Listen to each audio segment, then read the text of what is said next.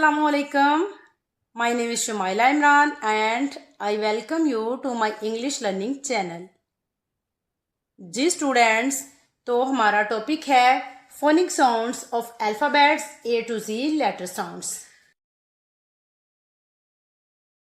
English में alphabetical sounds की काफ़ी इम्पोर्टेंस है, लिहाजा इंग्लिश सीखने से पहले हमें इन साउंड्स को अच्छी तरह सीख लेना चाहिए, वो साउंड्स चाहे इंग्लिश के हों या उर्दू के। आज इस लेसन में A to Z में आपको तमाम साउंड्स के बारे में सिखाने वाली हूँ। आज की वीडियो बच्चों और बड़ों के लिए काफ़ी इम्पोर्टेंट है। There are 2 categories of English alphabets. English alphabets की 2 कैटेगरीज हैं। नंबर 1 पे है कैपिटल लेटर, नंबर 2 पे है small letter.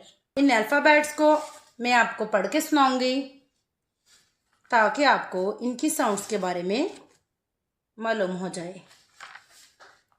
A, A, B, B, C, K, D, D, E, F, F, G, G, H, H, I,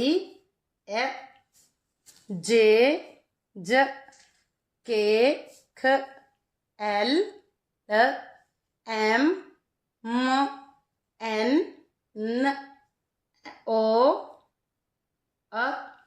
P, P, Q, Q, R, S, T, U, V, W, X,